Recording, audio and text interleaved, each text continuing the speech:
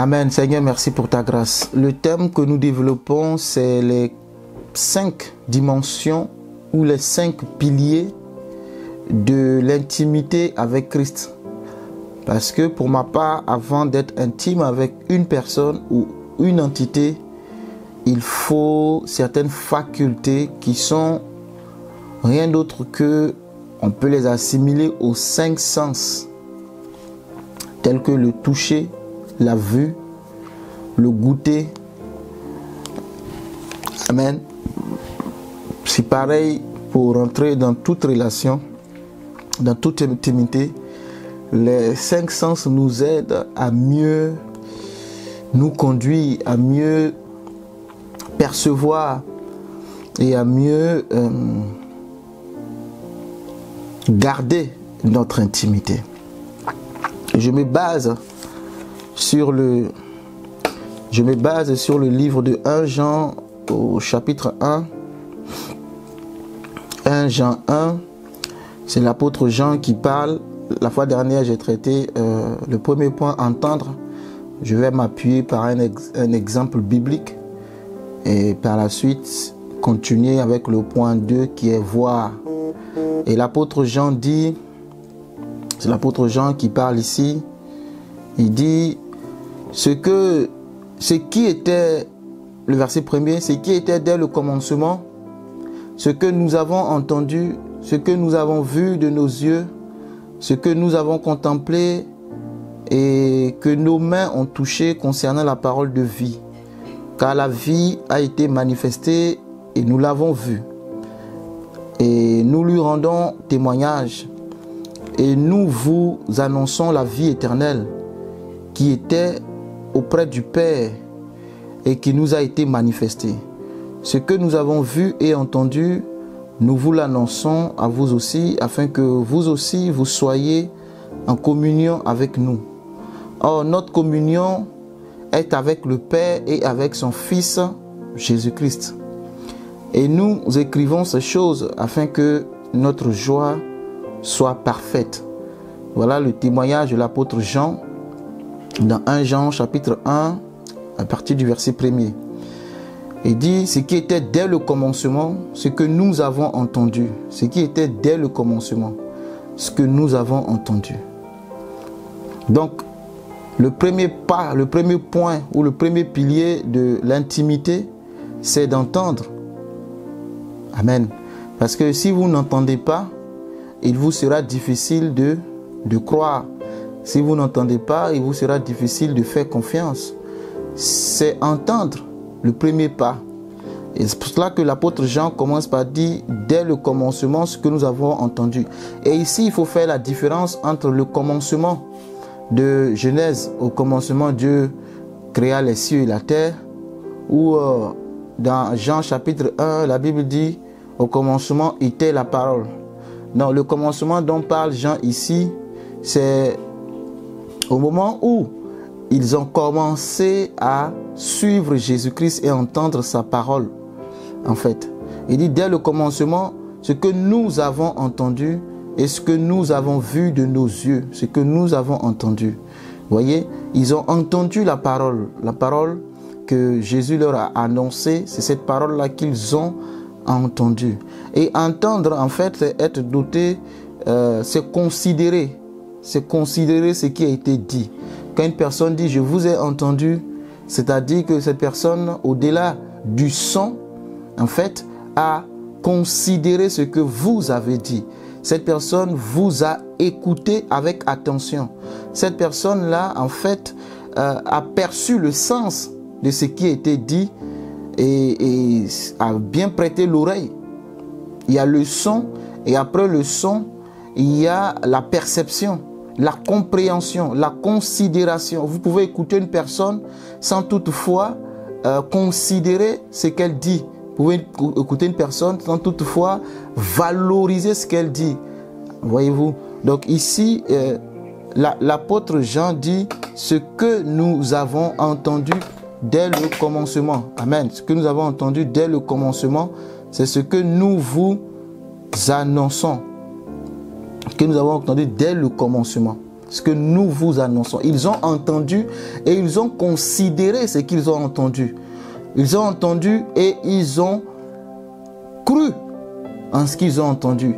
Et l'apôtre Paul nous dira dans Romains au chapitre 10, parce que tout part de là, il faut d'abord entendre. Si vous n'entendez pas, il sera difficile de croire. Parce que la foi vient de ce qu'on entend, et ce qu'on entend vient de la parole de Christ. Je vais lire ce verset de l'apôtre Paul dans Romains au chapitre 10. Écoutez ce qu'il va dire, Paul. C'est très important. Parce qu'il dira comment entend-il s'il n'y a personne qui prêche? C'est parce qu'il y a une personne qui parle, qu'il y a une autre qui écoute, qui entend. Donc, et toute relation part de là. Toute relation part du fait d'entendre la voix de Dieu. C'est là que tout part. Même toute relation humaine part du fait d'entendre, en fait. C'est parce que vous avez entendu un jour la voix et vous avez décidé de faire confiance en cette voix-là et de cheminer avec cette personne-là. Et de là est née une histoire d'amour. Donc, à tous les niveaux, il faut d'abord entendre ce qu'on appelle la communication. Donc l'apôtre Paul dit ici,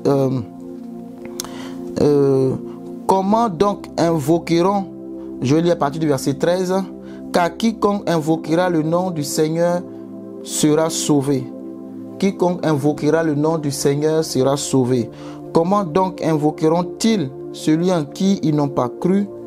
Et comment croiront-ils en celui dont ils n'ont pas entendu parler? Voyez, comment croiront-ils en celui dont ils n'ont pas entendu parler? Il faut entendre, ils n'ont pas entendu parler. Comme les apôtres, il y avait 12 personnes dans le livre des Actes, je crois Acte 19, si ma mémoire est bonne. L'apôtre Paul arrive en ce lieu-là et il trouve 12 personnes, 12 disciples qui, selon les Écritures, ont accepté Jésus-Christ. Mais le problème, c'est qu'ils n'avaient pas reçu le Saint-Esprit. Et l'apôtre Paul leur demande de quel baptême avez-vous été baptisés? Vous voyez, ils disent à Paul, nous n'avons même pas entendu dire qu'il y a un Saint-Esprit. Parce que vous ne pouvez pas accepter ou croire en quelque chose ou en quelqu'un dont vous n'avez pas entendu la voix. Donc ils disent à l'apôtre Paul, tu nous parles du Saint-Esprit alors que nous n'avons même pas entendu dire qu'il y a un certain Saint-Esprit. Je ne suis même pas au courant. Si tu n'es pas au courant, comment tu vas agir? C'est parce que tu es au courant que tu vas agir. C'est parce que tu as eu l'information. Si tu n'as pas eu l'information, comment est-ce que tu feras? Mais je n'ai pas eu l'information, c'est normal. C'est à partir de l'information que vient la réaction. C'est pour cela que la foi vient de ce qu'on entend. La peur aussi vient de ce qu'on entend. C'est à partir de l'information que tu as reçue, peut-être des médias, et ça va créer en toi soit la foi ou la peur. Et la bonne nouvelle qui est la parole de Dieu, elle ne crée pas la peur, mais au contraire la foi. Donc quand tu vas entendre la nouvelle, c'est une bonne nouvelle, elle va réjouir ton cœur. Et une nouvelle peut changer ton état de tristesse en état de joie. Amen. Parce que vous avez entendu une parole. Cette parole-là peut changer même le cours de votre journée. Si vous avez reçu une très bonne parole, une très bonne nouvelle. C'est aussi pareil si vous avez reçu une mauvaise nouvelle. Cette nouvelle-là peut vous affecter toute la journée, voire le mois, voire même l'année. Voyez-vous? Donc ce qu'on entend est très important. C'est pour cela qu'il ne faut pas prêter ses oreilles à tout. Parce que ce qui entre en toi est plus important en fait.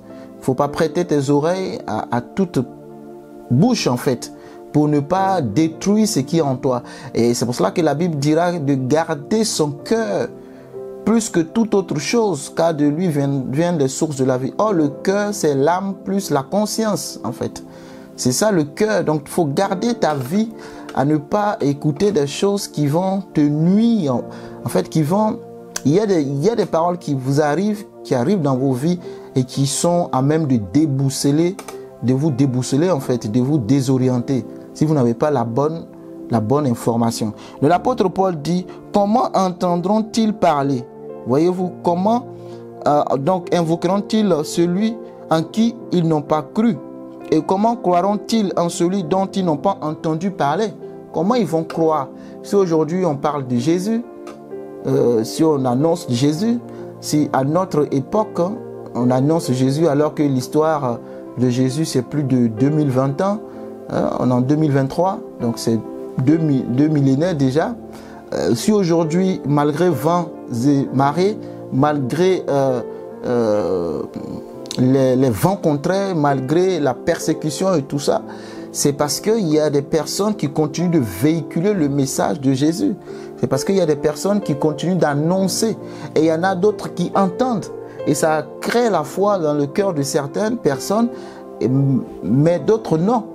Parce que la Bible dira dans Jean chapitre 1 que à tous ceux qui l'ont reçu, vous voyez, la parole est partie chez les siens ne l'ont pas reçue. Mais à tous ceux qui l'ont reçue. Donc c'est la parole qu'il faut recevoir et c'est la parole qui va créer la foi en toi. Elle leur donne le pouvoir de devenir enfants de Dieu, lesquels sont nés non de la chair et du sang, mais de la volonté de Dieu. Donc c'est parce qu'ils ont entendu. Donc l'apôtre Paul s'interroge. S'il n'y a personne qui croit, est-ce qu'ils ont d'abord entendu? Est-ce qu'ils ont d'abord entendu l'évangile? Est-ce qu'ils ont d'abord entendu la parole? C'est pour cela que Jésus dira d'aller, quand il va repartir après sa mission, il dit de parcourir, d'aller dans le monde entier, annoncer la bonne nouvelle. Et je fais une parenthèse ici, Jésus a dit d'annoncer la bonne nouvelle. Jésus n'a pas dit de convaincre les cœurs. C'est dommage que nous essayons de convaincre les gens d'accepter Jésus. On ne peut pas convaincre par nos arguments une personne d'accepter Jésus. Parce que la foi relève de la dimension spirituelle en fait. Et la Bible dit que c'est l'Esprit de Dieu qui convainc nos cœurs de péché, de justice en fait. Donc si le Saint-Esprit lui-même ne fait pas le travail, il nous sera difficile de convaincre avec nos propres paroles une personne d'accepter Jésus. Jésus a dit d'annoncer. Il faut annoncer, il y a une bonne nouvelle, il faut annoncer, c'est comme à la gare de métro. On annonce au niveau des haut-parleurs qu'il y a un colis suspect, le transport est perturbé, la circulation est perturbée, il y a un colis suspect. Ils ont annoncé. Et cette parole-là, chacun la prend comme elle veut. Il y a d'autres qui vont créer la peur. C'est pour t'annoncer que ça sera compliqué à toi maintenant de chercher comment quitter les lieux, par exemple, si tu veux continuer ton chemin. Ici, ce n'est pas d'essayer de convaincre. Est-ce que quand on annonce qu'il y a un colis suspect, tu vas aller effectivement chercher à fouiller, savoir qu'il y a un colis avant de croire? Mais tu crois, tu vois, parce que tu fais confiance à la compagnie. C'est tout simplement ça. Donc, l'évangile, c'est juste d'annoncer. C'est comme le pêcheur qui jette son filet dans l'eau, dans la mer. Il jette le filet. Son but, c'est de prendre à ceux des poissons. C'est ça son but. Le pêcheur ne sait pas de convaincre les poissons de rentrer. Il va utiliser des stratégies avec ses hameçons. On va mettre des appâts et tout. Mais au-delà de tout, il y a des poissons qui entrent. Il y en a d'autres non. C'est comme ça que l'évangile, il faut l'annoncer simplement. Il ne faut pas chercher à en débattre et il ne faut pas chercher à vouloir convaincre par des raisonnements humains. Non, ce n'est pas par des raisonnements humains qu'on peut convaincre une personne. Ça sera difficile parce que la vie chrétienne relève de la spiritualité. C'est spirituel. Nous sommes des esprits dans des corps. Donc c'est une parenthèse pour éviter de rentrer dans des débats inutiles qui vont t'égarer. Ça ne sert à rien. Il faut juste annoncer. Si la personne croit, gloire à Dieu. Si elle ne croit pas, gloire à Dieu. Dans tous les cas, c'est l'œuvre de Dieu. Ce n'est pas l'œuvre d'un homme. Amen. Donc, il dit, et verset, je suis maintenant au verset 14, je n'ai pas encore fini. Et comment entendront-ils parler s'il n'y a personne qui prêche? S'il n'y a personne qui annonce, comment entendront-ils parler? S'il n'y a personne qui prêche, s'il n'y a personne qui annonce. Verset 15, et comment y aura-t-il des prédicateurs s'ils ne sont pas envoyés? Selon qu'il est écrit qu'ils sont beaux les pieds de ceux qui annoncent la paix, de ceux qui annoncent de bonnes nouvelles. Voyez-vous? Verset 16. Mais tous n'ont pas obéi à la bonne nouvelle. Tous n'ont pas obéi, comme encore aujourd'hui. C'est ce que l'apôtre Jean dit. Tous n'ont pas obéi. Et il va utiliser un verset d'Ésaïe. Ésaïe, il dira aussi, Ésaïe a dit, qui a cru à notre prédication? Tu vois, c'est très important ce texte de l'apôtre Paul. Qui a cru à notre prédication? Parce que tous n'ont pas cru. C'est ce que l'apôtre Paul dit ici.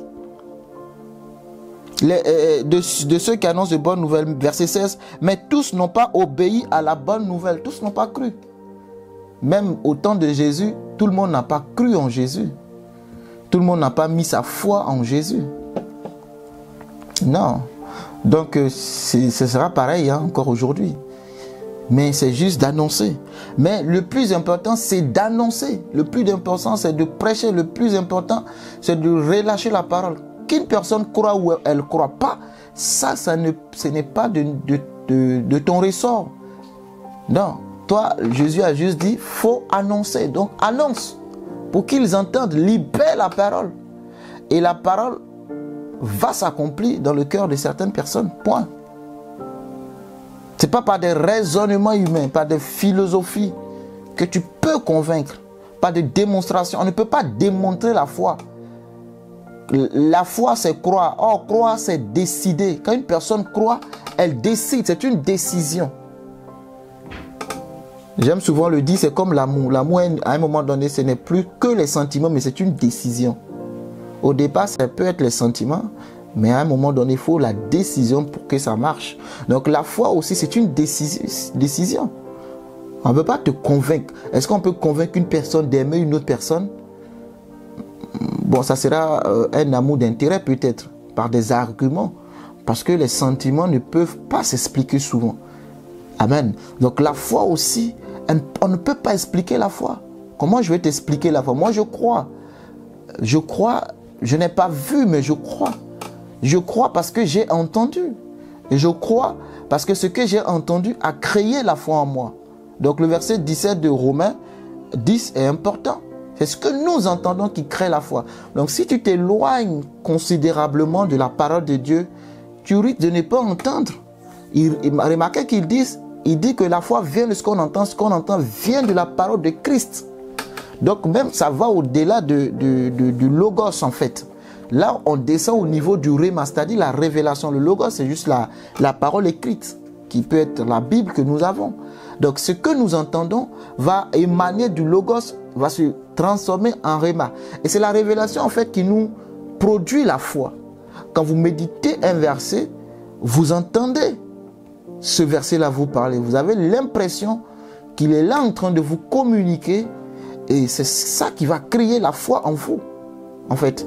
Donc, si tu veux voir ta foi grandir, ce n'est pas seulement par des jeûnes et des prières, mais c'est beaucoup plus en restant à l'écoute de la parole de Dieu dans la méditation qui n'est rien d'autre que la Bible. À force de lire et méditer, ça va créer la foi en toi. Et cela va t'amener à faire des exploits. Je prends l'exemple de, comment il s'appelle, de Caleb. Caleb a entendu Dieu parler à Moïse. Et Moïse est venu dire à Caleb, vous voyez, quand vous lisez son histoire, que Dieu t'a donné cette montagne. Oui, Dieu t'a donné. Donc après la mort de Moïse, Josué va être celui qui va conduire le peuple depuis la mort de Moïse jusqu'à Canaan avec Caleb. Parce que ce sont deux personnes qui ont été animées d'un esprit différent. À cette reprise, la Bible dit que Caleb était animé d'un esprit différent. Et quel est cet autre esprit? C'est l'esprit de foi en fait. Parce que eux, ils ont préféré croire en la parole que de croire en la situation. La situation, c'est laquelle? C'est que quand ils sont allés explorer le pays que Dieu leur a donné, ils ont vu des géants, des fils d'Anak. Et ayant vu des géants, c'est normal. Ça a créé la peur, la psychose. Parce que quand ils les regardent, et d'ailleurs ils ont confessé qu'à leurs yeux, nous étions comme des sauterelles. Donc la peur les a emmenés à confesser le langage de la peur. Mais Josué et Caleb, par contre, ont confessé le langage de la foi. Et pendant toute la nuit, le peuple pleurait. Josué et Caleb ont dit, non, si Dieu nous est favorable, nous allons monter contre ce pays et nous allons nous emparer parce que Dieu nous a donné ce pays. Ce pays, en fait, était déjà donné. C'est un don. Il faut juste l'accepter par la foi.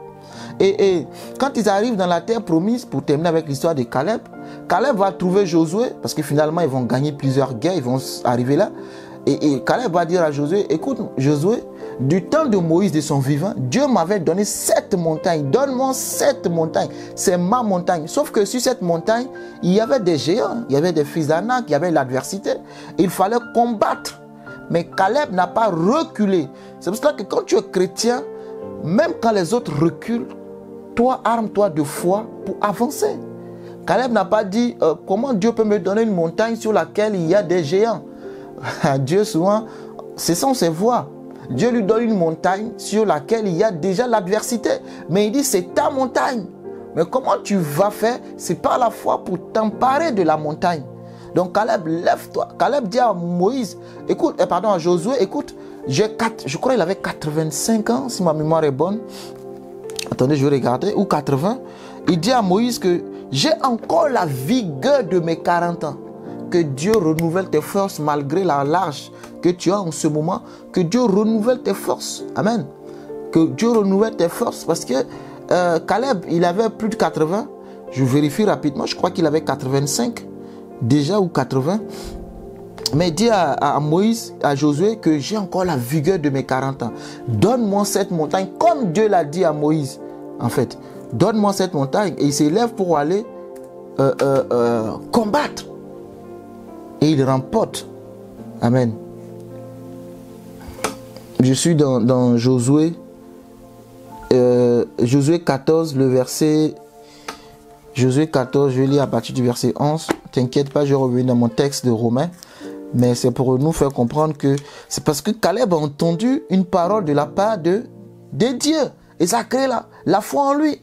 Dieu lui a dit, c'est sa montagne. Vous ne pouvez pas enlever ça dans l'esprit de Caleb, c'est pour lui.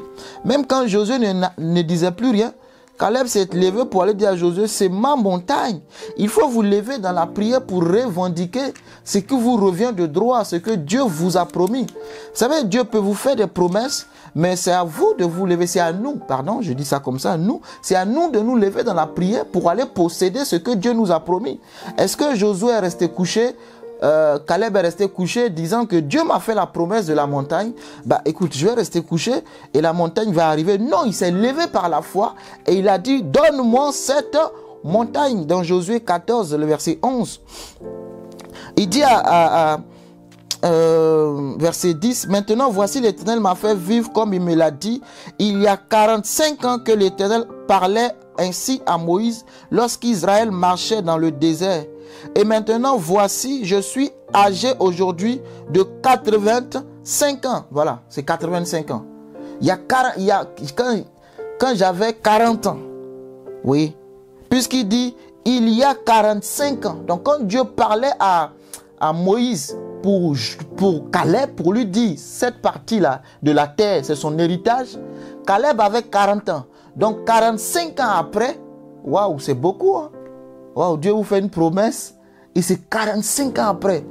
Souvent les voix du Seigneur, waouh, c'est comme la promesse à Abraham. Il avait 75 ans.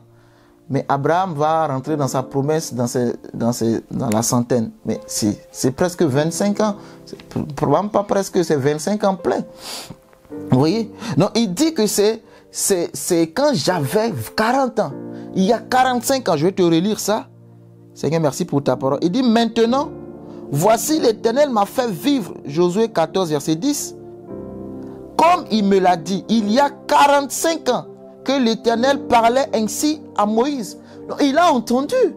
Mes amis, que tes oreilles soient toujours en bonne santé pour entendre. C'est tellement important. Surtout entendre les bonnes paroles. Lorsqu'Israël marchait dans le désert, et maintenant voici, je suis âgé de 85 ans. Verset 11, je suis encore vigoureux comme au jour où Moïse m'envoya. Je suis encore vigoureux. Seigneur, donne-nous cette vigueur. Que Dieu te donne la vigueur. Vous savez, souvent, oui, mais j'ai 60 ans, j'ai 50 ans, j'ai 70 ans. Dieu peut te conserver jusqu'à tes 100 ans en très bonne santé. Moi, j'ai décidé de ne plus confesser le langage. Oui, mais c'est la maladie de la... C'est normal, puisque tu as 70 ans, c'est normal cette maladie. Ça fait partie... Vous voyez, à un certain âge, il y a certaines maladies inévitables, telles que la prostate, voilà, c'est normal, l'hypertension ou bien le diabète ou bien, parce que c'est... Non, mon cher ami, la foi doit t'amener à confesser le langage de Dieu. Caleb a 85 ans, mais Caleb dit, j'ai encore la vigueur de mes 40 ans. Waouh! Quelqu'un qui a 85 ans, mais qui se compare à celui de 40 ans. J'aime la parole de Dieu qui dit en Ésaïe 40 que Dieu renouvelle les forces de ceux qui se confient en lui. Ésaïe 40. Dieu renouvelle, Dieu restaure les forces de celui qui se confie en lui. Il dit même les jeunes gens se fatiguent. Les jeunes gens sont lasses. Mais ceux qui se renouvellent, ce n'est pas une question de jeunesse ou de vieillesse, mais ceux qui se confient en l'Éternel, que tu sois vieux ou jeune, ceux qui se confient en l'Éternel renouvellent leurs forces. Ils marchent sans se fatiguer et ils prennent l'envol comme l'aigle. Oh Seigneur, merci pour ta parole. Donc c'est une question de foi. Amen. Et la parole de Dieu rajeunit les os. La Proverbe 4 dit que la parole de Dieu guérit les os. Donc, Dieu guérit par sa parole. Quand vous lisez Psaume 107, il y a un verset de Psaume 107 qui dit, il envoya sa parole et sa parole les guérit. Amen. Donc, Caleb avait cette confiance-là. Que, en disant ça, qu'est-ce qu'il veut dire à Josué? Écoute Josué, ne regarde pas mon âge pour dire, mais écoute, tu es vieux. Tu es vieux. Tu as 85 ans, tu vas encore combattre des géants. Tu peux pas. On peut te décourager comme ça. Tu es déjà vieux, cher ami. Ah, ça c'est pour les jeunes gens. Ça c'est pas de ton âge. Tu cherches encore un héritage à 85 ans. Mais c'est ce que Dieu m'a donné. Si la saison est arrivée, je ne sais pas pourquoi ça a pris 45 ans, mais la saison est arrivée où je dois entrer dans mon héritage. Il y a des gens qui sont devenus prospères à un âge très avancé. Amen. Aussi longtemps que tu vis, tout est encore possible. Mais à ton âge, oui. Il dit, ne me méprends pas, ne me regarde pas comme un corps usé. Mais vois-moi comme un jeune parce que j'ai encore la vigueur de mes 40 ans. Et c'est parce qu'il a entendu cela. Il a entendu la parole. Et donc, il dit, je continue, verset 11, je suis encore vigoureux comme au jour où Moïse m'envoya. J'ai autant de force que j'en avais alors. Soit pour combattre, soit pour sortir et pour entrer. Verset 12, donne-moi donc. J'aime trop cette parole de Caleb. Il dit, donne-moi donc cette montagne dont l'Éternel a parlé dans ce temps-là. Car tu as appris alors qu'il s'y trouve des Anakim. Pas qu'il s'y trouvait. Qu'il s'y trouve des Anakim. C'était des géants. Et qu'il y a des grandes villes. Il y a des villes grandes et fortifiées. L'Éternel sera peut-être avec moi. L'Éternel sera peut-être avec moi. Ça, c'est la foi. Et je les chasserai comme l'Éternel a dit. Waouh. Verset 13. Josué bénit Caleb, fils de Jephunneh, et il lui donna Hébron comme héritage. Manderebo. Il lui donna Hébron comme héritage. Parce que celui-ci est revenu revendiquer ce qui lui revenait de droit, malgré l'adversité qui s'y trouvait. Mais qu'est-ce qui l'a poussé là? C'est parce qu'il a entendu. Si vous n'avez pas entendu que votre père vous a laissé un testament et que l'immeuble que vous louez en réalité est votre bien, la Bible dit en Galates chapitre 4, le verset 1er, aussi longtemps que l'enfant demeure esclave, aussi longtemps que l'héritier demeure enfant, il ne diffère en rien de l'esclave. Galates 4, verset 1. Aussi longtemps que l'héritier demeure enfant, il ne diffère en rien de l'esclave. Donc si vous n'êtes pas au courant, si vous restez enfant, vous n'êtes pas au courant. Un enfant n'est pas au courant de la gestion familiale, on ne lui partage pas parce que c'est un enfant. Si vous ne grandissez pas pour saisir, vous allez passer à côté de ce que Dieu a prévu pour vous. La faute est à qui? À Dieu? Point d'interrogation, je ne sais pas. Mais je pense que chacun de nous a sa part de responsabilité. Il dit, j'ai entendu Dieu parlait à Moïse en disant que cette montagne est pour moi. Donc le premier niveau d'une intimité commence toujours par entendre. Donc donne-moi cette montagne et j'ai encore la vigueur pour aller m'emparer. Et peut-être que Dieu sera avec nous. Et nous, aujourd'hui, nous disons même plus peut-être. Si tu es chrétien, que le Saint-Esprit habite en toi. Du moins, je le crois. Si ce n'est pas le cas, demande-lui à Dieu. Dis, Seigneur, donne-moi ton Esprit Saint. Et le Saint-Esprit habite. Donc, Dieu est avec toi pour faire réussir tes voies. Pour que tu entres en possession de ton héritage. Amen. Quand Dieu fait la promesse à Abraham disant que ton peuple, ta descendance sera en captivité 400 ans après, mais il dit, je leur donne le pays où tu te tiens là, ils reviendront ici. En fait, c'est un héritage. Le pays que Dieu leur donnait, c'est un héritage. Dieu donne toujours un héritage, en fait, à ses enfants. Mais c'est par la foi que nous nous levons pour posséder ce que Dieu a dit. Amen. Or, la foi ne peut venir que ce qu'on entend. C'est pour cela que je retourne dans mon texte de Romains 10. La foi vient de ce qu'on entend. Ah bon? Ah bon? C'est parce que tu as entendu. Tu as entendu sa voix au bout de fil. Ça commence là. Je l'ai entendu. Je l'ai entendu dire. Seigneur, merci pour cet exemple. Vous savez, Jésus passe par Jéricho. Et il y a un homme aveugle nommé Bartimée qui était assis au bord de la route. Il avait deux problèmes majeurs. La Bible dit qu'il était aveugle et il était mendiant. Il n'y a pas pire quoi. Aveugle et mendiant. Déjà aveugle.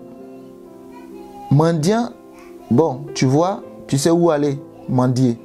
Mais mendiant et aveugle, c'est problématique.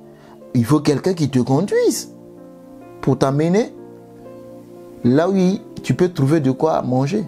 Mais ce monsieur nom de Bartimée était au bord de la route, en train de mendier. Ils l'ont conduit là, ils l'ont déposé là. Qui l'a envoyé là? Je ne sais pas, mais il était là. Vous pouvez lire l'histoire dans Marc chapitre 10. Oui, je vais aller là-bas. Marc chapitre 10. Il était là. Bartimée était là. Seigneur, merci pour ta... Marc chapitre 10, c'est ça, non? Les amoureux de la lecture. Il faut aimer lire la parole de Dieu. Seigneur, oui, Marc 10, c'est ça.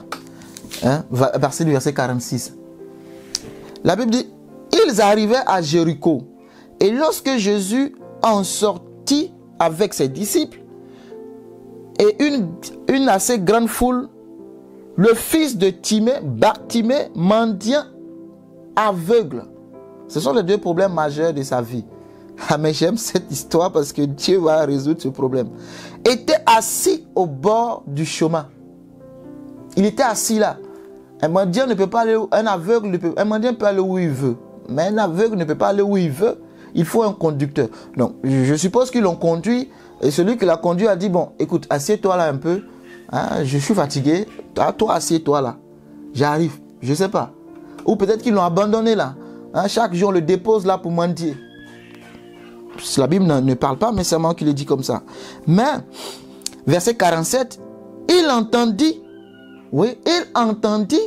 que c'était Jésus de Nazareth. Et il se mit à crier. Il entendit que c'était Jésus de Nazareth qui passait. Jésus est en train de passer. Et Bartimée a entendu. Donc, le cortège de Jésus, des choses se disaient. Et Bartimée a entendu que Jésus est en train de passer. Et ça criait la foi en lui. Pourquoi?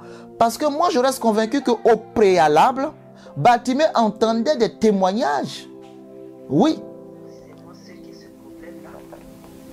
Amen. Je crois que Bartimée entendait.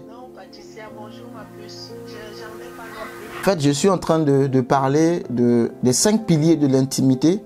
Et le dimanche passé, j'ai parlé de premier point qui est entendre en me basant sur 1 Jean 1 à partir du verset 1er. Hein? Entendre, parce que c'est entendre qui fait naître le reste. Et la Bible dit en Romains 10, 17 que la foi vient de ce qu'on entend vient de la parole de Christ. Donc ça c'est le premier niveau. Donc je suis en train de faire une espèce de conclusion sur ce niveau-là afin d'entamer le deuxième point qui est voir. Hein? Vous pouvez lire le texte, je peux vous relire ça. C'est mon texte de base, c'est 5 points que je vais traiter. L'intimité avec Dieu. L'apôtre Jean dit ce qui était dès le commencement, ce que nous avons entendu, ce que nous avons vu de nos yeux et ce que nous avons contemplé et que nos mains ont touché concernant la parole de vie. Car la vie a été manifestée et nous l'avons vue et nous lui rendons témoignage et nous vous annonçons la vie éternelle qui était auprès du Père et qui nous a été manifestée. Voyez? Ce que nous avons vu et entendu, nous vous l'annonçons à vous aussi, afin que vous aussi vous soyez en communion avec nous. Or, j'aime la suite du verset, notre communion est avec le Père et avec son Fils Jésus-Christ. Verset 4, et nous écrivons ces choses afin que notre joie soit parfaite. Donc, l'apôtre Jean ici, notre communion, vous devez être en communion avec nous. Or, notre communion est avec le Père et le Fils. Donc, votre communion doit aussi être avec le Père et le Fils. C'est ainsi que votre joie sera parfaite. Alléluia. Donc, entendre, c'est considérer ce qui a été dit. Entendre, c'est comprendre, c'est percevoir le sens de ce qui a été dit. Entendre, en fait, c'est rester à l'écoute. Ce n'est pas que le son, mais au-delà du son, c'est de capter le message, en fait, et de le garder. Et j'ai pris l'exemple de Josué. C'est dommage, parce que j'ai pris l'exemple de Josué. J'ai expliqué un peu que Josué, je vais le redire, Josué et Caleb, surtout celui de Caleb, dans Josué 14. Du temps de Moïse, Dieu a parlé à Moïse et Dieu a dit à Moïse qu'il y a une part d'héritage, c'est-à-dire la terre, qui d'ailleurs est une montagne, que je donne à Caleb. Et Caleb a entendu. Pourquoi je le sais? Parce que lorsque Moïse va mourir et qu'ils vont effectivement arriver sur cette terre-là, à Canaan, Caleb va aller voir Moïse pour lui rappeler le souvenir. Amen. Et je dis comme ça que quand Dieu fait la promesse, c'est à toi de rappeler la promesse. La Bible dit, rappelle-moi ma mémoire. C'est à toi de dire, Seigneur, tu as dit. Il va dire à Josué, écoute, je prends le verset, Josué 14, écoute Caleb, du vivant de Moïse, Dieu a parlé. Même si Moïse est mort, la parole n'est pas morte. Est-ce que quelqu'un comprend?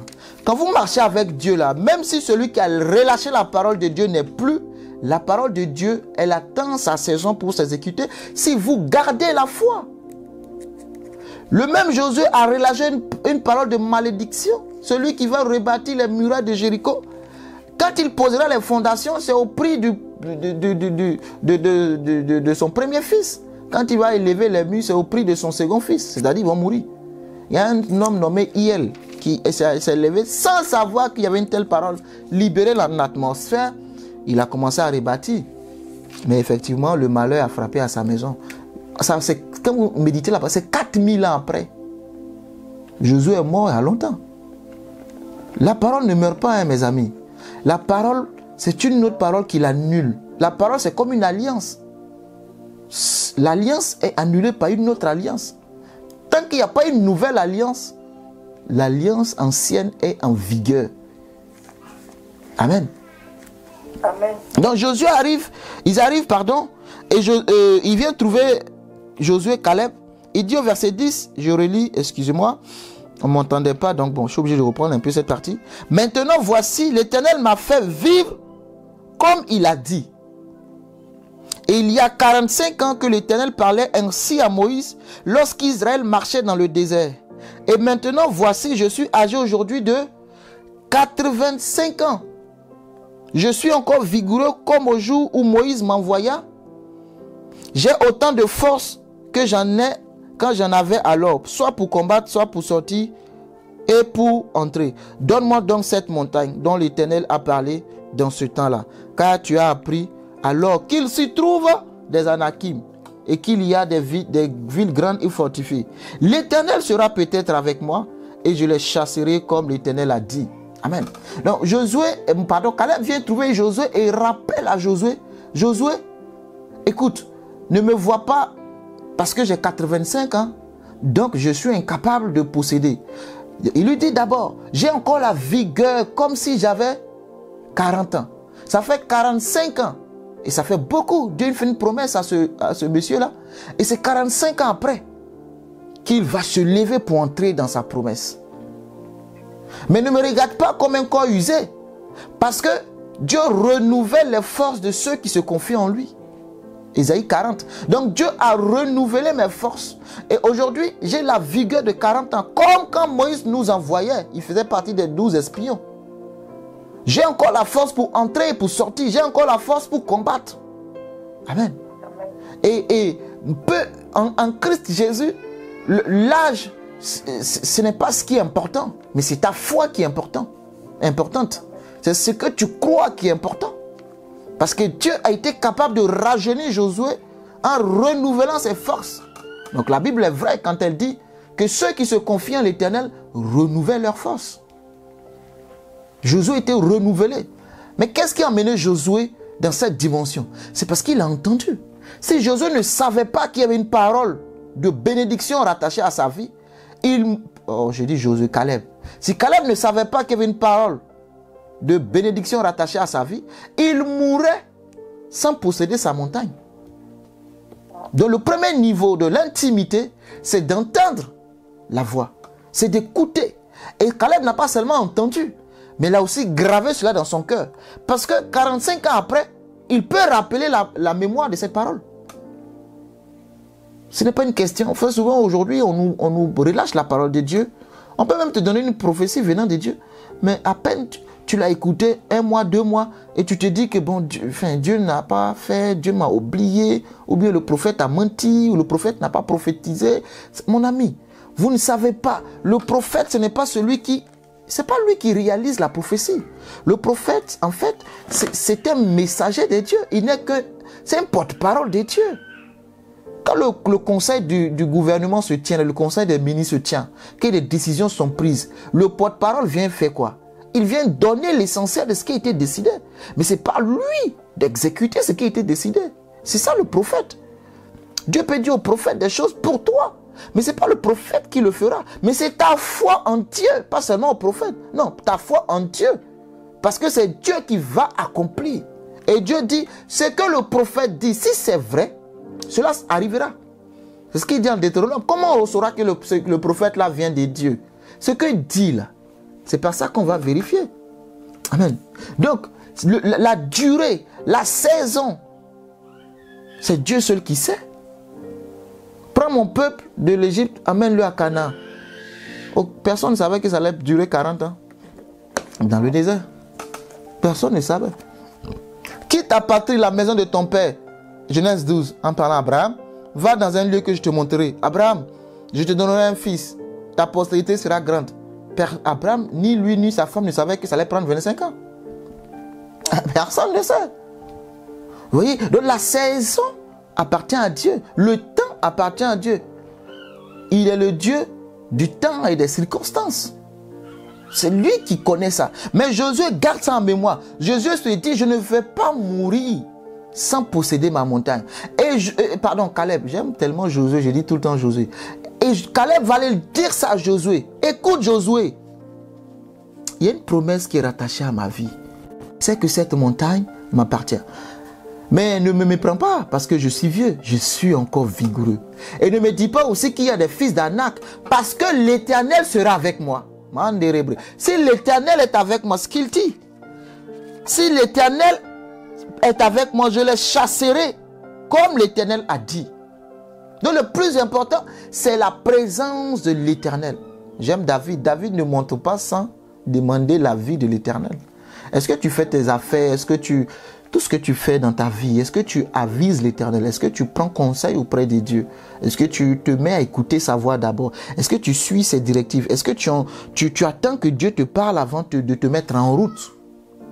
Si l'Éternel est avec moi, et ce sont ces deux-là, Josué et Caleb, qui étaient animés de notre esprit, qui ont envoyé le peuple dans la terre promise, pendant que les 10 autres ont dit que c'était géant, c'est des fils d'Anak, nous ne pouvons rien faire contre eux, nous sommes des sauterelles à leurs yeux. Mais la foi défie justement l'adversité, la foi repousse les limites. Et tu ne peux pas avoir la foi si tu n'entends pas, impossible. La foi ne tombe pas de nulle part. La foi ne vient pas parce que tu jeûnes. La foi ne vient pas parce que tu pries. Le jeûne et la prière vont t'aider dans ta foi. Et d'ailleurs, c'est parce que tu as la foi que tu jeûnes et que tu pries. La foi précède la prière et le jeûne. L'apôtre Paul dit, nous avons entendu, nous avons cru. C'est pourquoi nous parlons. Donc c'est la foi qui t'amène à parler. Si je suis en train de parler ce matin, c'est parce que j'ai foi en Dieu. C'est pour ça que je passe. Si je ne crois pas en Dieu, je fais quoi perdre mon temps en train de parler de... Il y a autre chose à faire, vous comprenez? C'est parce que tu as foi que tu rentres dans ta chambre, tu fermes ta chambre et tu pries. Parce que tu as foi. C'est parce que tu as foi que tu dis que tu vas guérir. Et tu pries pour guérir. Vous comprenez? Donc, pour avoir la foi, Romains 10, 17, et je suis reparlé dans Romains 10, la Bible dit, la foi vient de ce qu'on entend. Et l'apôtre Paul, avant de faire cette conclusion-là, a dit, comment entendront-ils s'il n'y a personne qui prêche? Et la Bible dit d'annoncer. Jésus dit annoncer. Allez dans le monde entier, annoncer. Annoncer, ce n'est pas convaincre, cher ami. Moi, je ne peux pas te convaincre. Ce matin, tu peux m'écouter, mais je ne peux te convaincre de rien du tout. Mais le Saint-Esprit qui t'habite amplifie la parole que je relâche. Et c'est ça qui crée la foi dans ton cœur. Et tu pries avec. Mais moi, je ne peux pas te convaincre par des raisonnements humains, des raisonnements philosophiques. L'apôtre Paul dira que l'évangile n'est pas la démonstration, n'est pas un vain discours, mais c'est la démonstration de la puissance de Dieu. Donc l'évangile, la parole de Dieu est une puissance et elle donne à tout homme, avec grand H, qui croit en la parole de devenir, Jean 1, elle a donné le pouvoir de devenir. Paul dit, ben, comment on va devenir des enfants de Dieu s'il n'y a personne qui prêche? Et comment ils vont entendre s'il n'y a personne qui parle de lui? Quand tu commences ta relation amoureuse, c'est parce qu'à un moment donné, tu as entendu. Le monsieur est venu, hein? Comme il sait bien le faire sur le parking, il t'a vu en train de ranger tes courses. Il a fait exprès. Bonjour madame, s'il vous plaît. Vous ressemblez à Patricia. Je vous ressemble à une certaine Patricia que je connais. Il sait très bien que ce n'est pas elle, mais il cherche une occasion pour entamer la chose. Regardez, quand je dis ça, bon, laissons ça. Regardez quand Jésus va parler avec la femme samaritaine. La Bible dit que Jésus arrive au puits de Jacob. La dame sort à des heures bizarres parce qu'elle a une vie bizarre. Elle ne veut pas se faire remarquer. Elle va puiser à des heures où personne n'est au puits. Et Jésus arrive là avec ses disciples. Jésus veut commencer une conversation. Il veut établir une communication. Parce que la foi vient de ce que tu entends.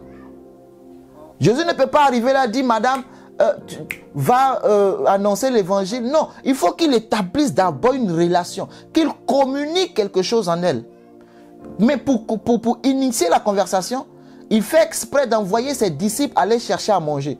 Donc les disciples aussi, ils avaient faim. Ils disent, bon Jésus, en tout cas on a tellement marché, on va aller manger. On arrive et on va en ville payer la nourriture.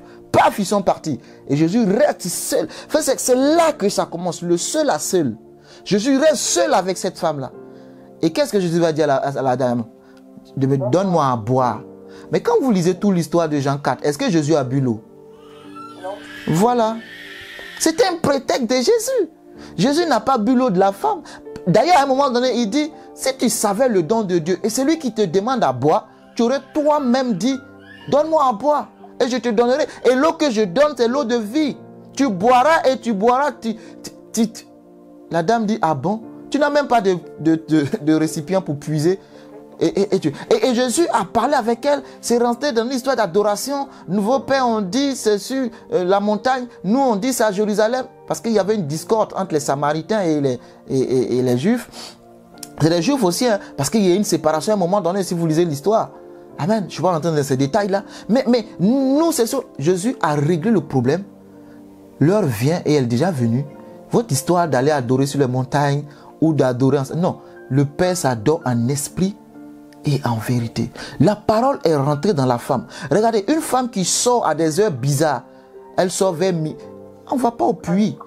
On ne va pas au puits à des heures comme ça. C'est tôt le matin. C'est les bergers qui vont vers midi pour nourrir les bêtes. Ou c'est le soir que les femmes viennent puiser. Lisez l'histoire de la Bible. Pour aller pour le ménage. Mais Jésus l'a tellement touché, l'évangile est entré dans son cœur, cette dame va courir. Elle avait précisé qu'elle laisse son récipient. Elle est venue puiser l'eau. Quand vous rencontrez Jésus, il y a une transformation qui se passe. Vous ne pouvez pas expliquer ça. Comment vous allez expliquer votre foi? Elle est venue puiser l'eau, elle a oublié son récipient. Elle a couru dans la ville, dans son village, où elle ne voulait pas qu'on la détecte en plein jour, parce qu'elle a eu plusieurs maris. Elle a eu 5 maris. Jésus a dit, appelle ton mari. Elle dit, je n'ai pas de mari. Jésus dit, c'est la vérité, tu en as eu 5. Celui avec qui tu es là, ce n'est même pas ton mari. C'est concubinage. Comment ça fait une honte dans sa vie. Comment ça s'est passé? Pourquoi? Je ne sais pas. Mais ça fait en fait une tâche. Et pour ça, elle rase les murs. Il ne faut pas qu'on dise, voici la voleuse des maris. Vous voyez? Parce que les hommes, on juge très facilement à partir de l'histoire.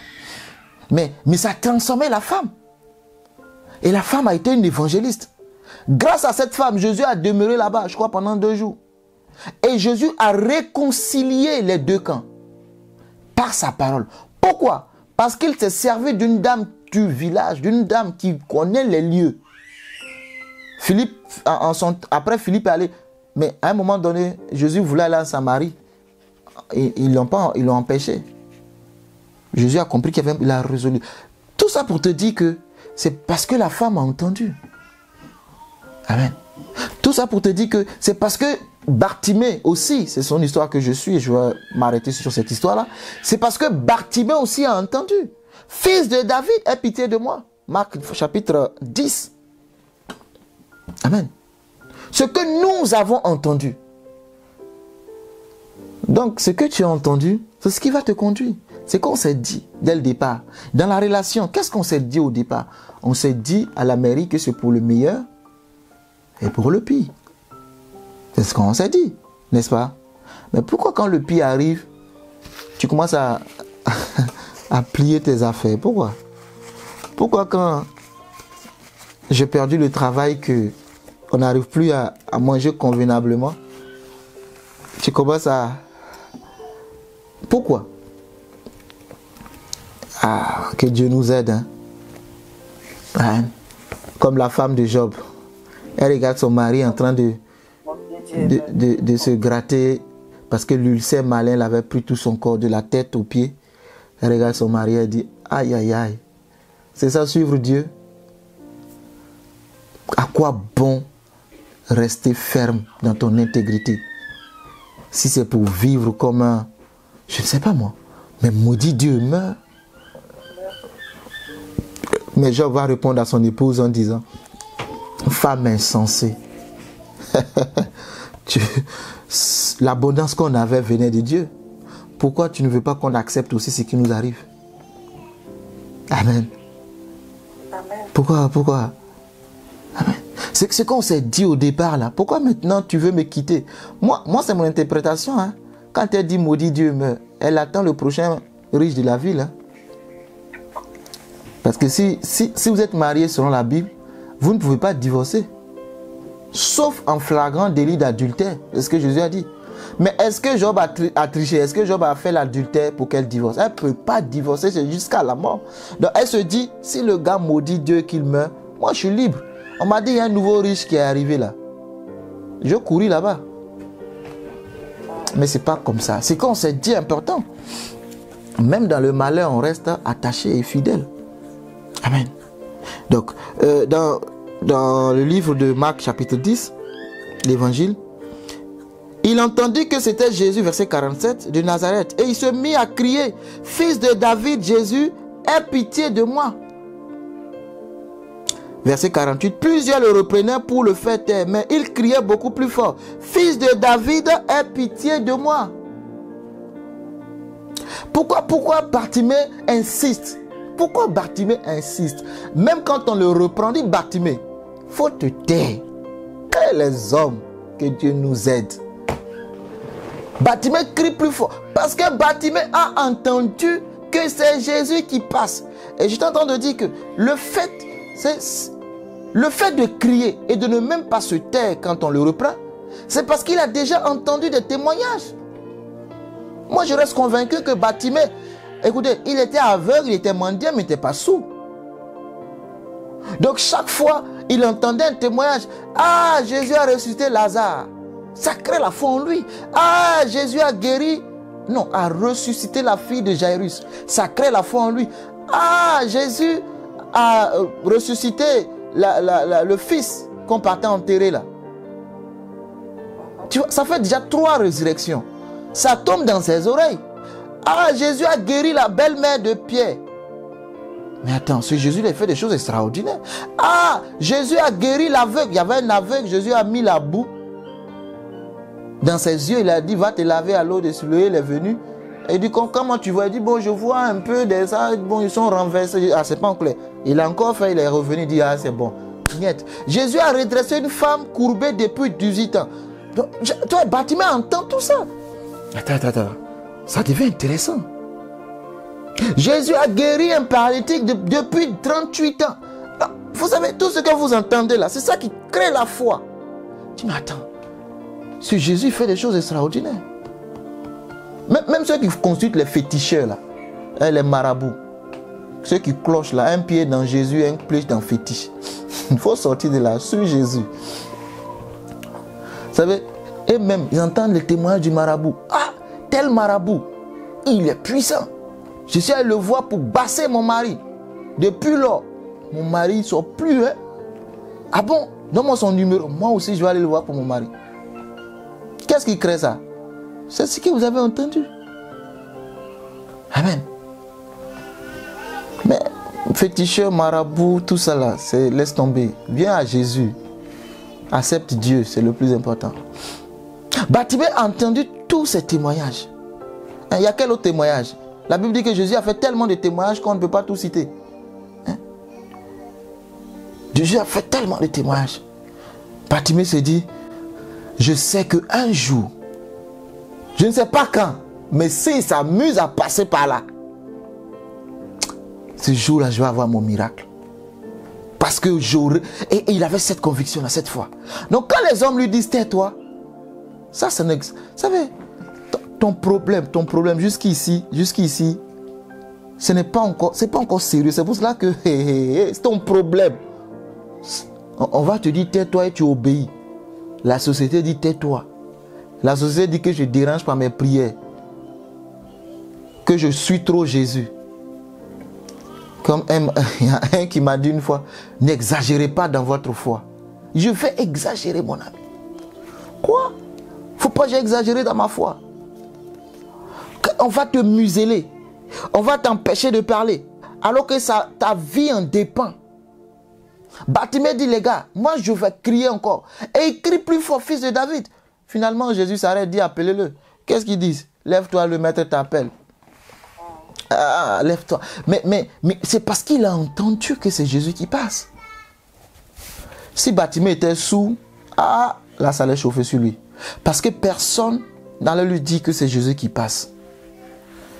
Les hommes ne sont pas gentils. Hein? Que Dieu te donne de ceux qui sont gentils. Ceux qui sont bons autour de toi. Mais pour Bartimée, personne n'était prêt pour lui. S'il était sourd, mais gloire à Dieu, ses oreilles fonctionnaient encore. Il faut que tes oreilles fonctionnent encore. Tes oreilles spirituelles doivent fonctionner encore. Parce que c'est de là que naît la foi, ce que tu entends. C'est aussi de là que naît la peur, ce que tu entends. Amen. Donc il entend la voix de Dieu. Bartimée a entendu qui? La voix de Jésus-Christ. C'est Jésus-Christ qui passe. Je ne sais pas quel bruit se faisait autour de lui.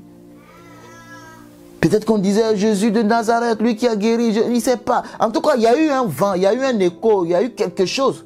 Et Bartimée, c'est Jésus qui est en train, il s'est renseigné. Mais j'entends un bruit là, les gars, dites-moi c'est qui? Tu n'es pas au courant? Toi tu es aveugle, tu ne vois pas, d'accord? C'est Jésus qui passe. Oh. Bon, c'est Jésus qui passe. D'accord, je vais crier. Je ne peux pas me lever pour arriver chez lui parce que je ne vois pas. Mais, je vais crier. Et la Bible dit en Exode 3, il criait. Il dit à Moïse, les cris de mon peuple sont parvenus jusqu'à moi. Et je suis descendu pour le délivrer. Il faut crier. Psaume 107, il criait à l'Éternel. et l'Éternel les guérit. Ils criaient à l'Éternel et l'Éternel... Il faut crier, mes amis. Si tu as entendu, du moment où tu as entendu que la foi est née, il faut parler. Amen. Il faut parler. C'est parce que la foi est née que tu pries. Tu parles à Jésus, tu parles à Dieu, tu parles à Dieu, tu libères la parole. Au nom de Jésus-Christ. Amen. Et le deuxième point, je vais introduire ça un peu et puis m'arrêter. Il prend Bartimée, ce que nous avons entendu, 1 Jean 1, et ce que nous avons vu. Les apôtres là, ils ont entendu et ils l'ont vu. Je continue. Bartimée arrive devant Jésus parce que Jésus dit amenez-le. Je prie que tu arrives devant lui. Amen. Au nom de Jésus-Christ. Ce que tu cherches avec Dieu, que les hommes te conduisent. Vous savez, quand je dis qu'il t'amène devant Dieu, ça dit que Dieu suscite des hommes et des femmes qui vont t'amener dans ta bénédiction. C'est ça. C'est pas qu'ils vont te déposer devant Dieu face à face. Non, tu crois en Dieu. Mais Dieu va toucher des hommes et des femmes qui vont te frayer un chemin. Dieu ouvre un chemin là où tout semble fermé. Ceux qui étaient des ennemis de Bartimée sont devenus les transporteurs de Bartimée.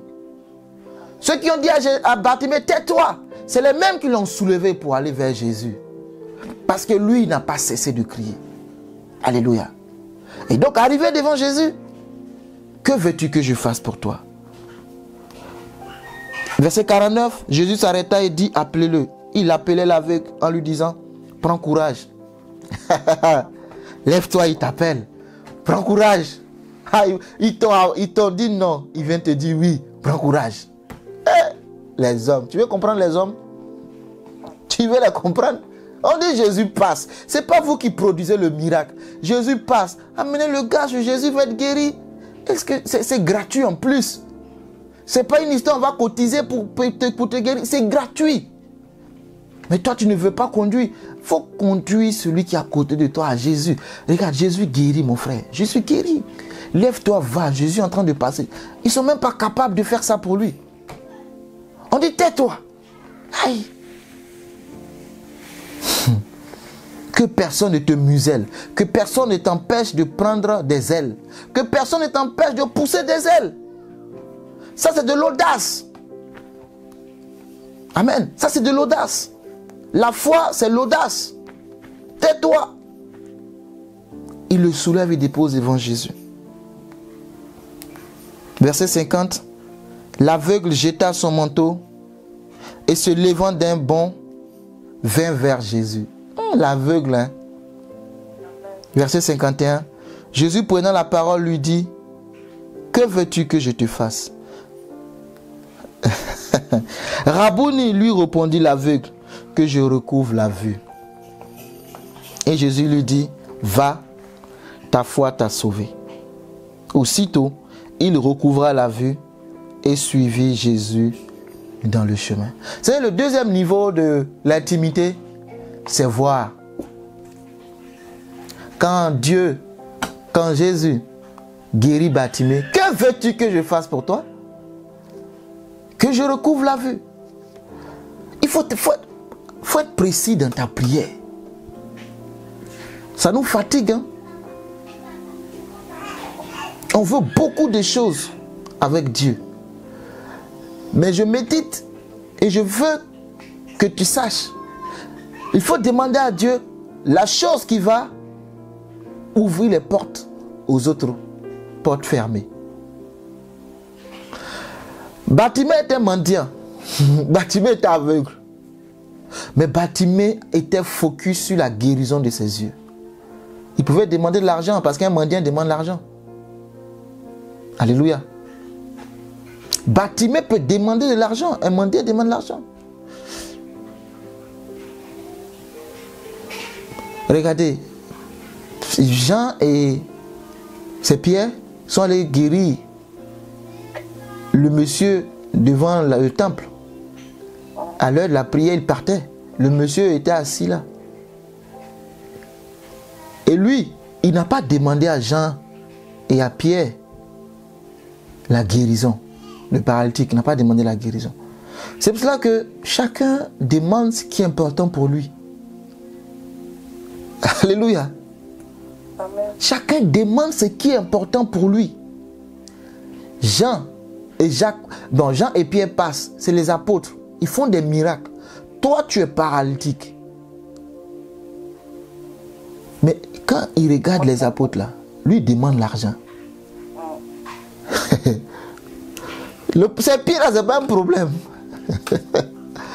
Si ta situation n'est pas un problème là, ce n'est pas aussi un problème pour Dieu. Hein. Que veux-tu que je fasse? Il veut de l'argent, mais Pierre dit, je n'ai ni or, ni diamant, ni argent. Je n'ai pas l'argent pour te donner, mais je ne peux pas laisser te partir comme ça. Je ne peux pas te laisser. Ce que j'ai, aïe, aïe, aïe, au nom de Jésus-Christ, lève-toi. Il marche, mandérébré. Le monsieur, quand il va se lever et marcher, on ne trouvera plus mendiant là, parce que j'ose croire qu'il va aller travailler. Quand Bartimée est guéri de ses yeux, la Bible dit quoi? Aussitôt, il recouvra la vue et suivit Jésus dans le chemin. Il recouvra la vue. Il voit de nouveau. Bartimée va aller prendre une bonne douche. Bartimée va aller se soigner. S'habiller.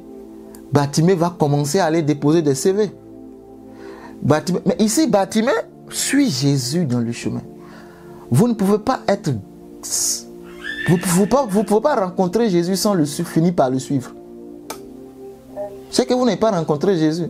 Oui, mais moi j'ai laissé Jésus. Hein. Mon ami, tu ne l'avais pas encore accepté. Non, mais votre histoire là, moi j'ai suivi Jésus, franchement, j'ai abandonné.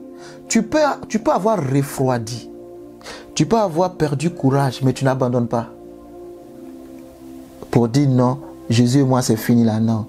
Tu vois, ça arrive parce que les situations peuvent tellement te tétaniser, terrasser. Tu dis non, Jésus c'est compliqué. Tu avances à pas de tortue, mais tu ne t'arrêtes pas pour dire je rebourse chemin. C'est ceux qui n'ont pas accepté, comme les enfants d'Israël, c'est ceux-là qui disent je vais retourner en Égypte. Mais ceux qui ont la foi disent comme Josué et Caleb, si Dieu nous est favorable, nous allons gagner, nous allons remporter, nous aurons notre héritage. Amen. Bartimée a vu Jésus. Bartimée a suivi Jésus. Pierre a vu Jésus. Bartimée a vu Jésus physiquement, il a vu Jésus dans le miracle. Pierre a vu Jésus physiquement, il a vu Jésus dans le miracle. Pierre dit, j'ai travaillé toute la nuit sans prendre de poisson. Mais sur la base de ta parole, je jetterai le filet. Pierre jette le filet, il prend tellement de poissons que le filet commence à se rompre. Et il appelle les autres pêcheurs. Oh, secours, venez m'aider. Moi, je prie pour toi ce matin et je prophétise qu'ainsi soit dans ta vie au nom de Jésus-Christ. Que les filets que tu lances là, que tu prennes assez. Amen. Tes activités doivent prospérer. Amen. Tu dois prendre assez. Que Dieu t'envoie assez de clients dans ce que tu fais comme commerce, comme activité. Qu'il t'envoie des marchés. Dieu aussi est capable de ça. Amen. Qu'il t'ouvre de nouveaux contrats. Dans les appels d'offres, que tu sois retenu. Amen. Dans le nom de Jésus-Christ. Et même si tu es à la recherche d'un boulot, que l'Éternel ouvre son bon trésor en ta faveur et qu'il te donne de rentrer dans le travail. Oui, Dieu aussi fait ça. Mais quand Pierre tire le poisson, il y en avait tellement. La Bible dit que Pierre va laisser tomber le poisson et il va suivre Jésus.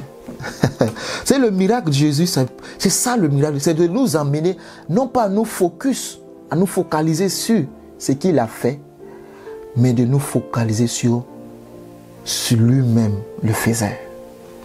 C'est ça l'intimité. Si une personne avec qui vous êtes intime, vous ne regardez pas seulement à ce que cette personne vous donne. Ça aide, c'est vrai. Non, mais votre relation est plus importante. C'est ça que les vrais amis, ceux qui sont des vrais amis, vous ne pouvez pas venir s'aimer la discorde entre eux facilement. Je parle d'une vraie amitié. Une vraie amitié n'est pas une amitié exempte de problèmes, exempte de mésententes. Vous êtes des amis, mais il va vous arriver de vous disputer. Vous n'êtes pas d'accord. Comme dans un couple, sur certains points. Là, le ton va monter. Mais la base, vous n'oubliez pas, c'est que votre relation, le socle, la fondation, celle qui va vous aider au-delà de tout. Alléluia. Mais si vous n'êtes pas arrivé à ce niveau-là, que la difficulté va commencer dans l'un des camps, encore une fois, comme la femme de Job, maudit Dieu et meurt. Mais Job avait appris à approfondir sa relation avec Dieu. Job avait appris à ne pas regarder seulement ce que Dieu donne, mais à regarder au pourvoyeur. Et il peut dire que c'est Dieu qui a donné. Mais si Dieu qui a donné a repris, il est où le problème? Mais c'est même moi qui te le dis là, il faut arriver à une certaine dimension. Hein.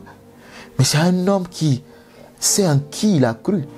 C'est une femme qui sait qui elle a épousé. C'est un homme qui sait quelle femme j'ai épousée, qui peut faire une telle confiance aveugle. Même dans la difficulté. Mais ça, c'est la dimension de voir. Parce que je l'ai vu. Je ne peux pas. Je n'ai pas seulement entendu. C'est ce que les habitants de Samarie ont dit à la femme. Jean 4, vers la fin de l'histoire. Les habitants ont dit, Madame, c'est vrai, tu nous as prêché. Mais maintenant, nous ne croyons pas parce que tu parles. Nous croyons parce que nous-mêmes, nous l'avons entendu. Amen. Si toi-même, tu ne l'entends pas, et que tu l'entends par personne interposée, ça va être compliqué. Si tu rentres dans une relation et que c'est toujours la meilleure amie qui est au milieu,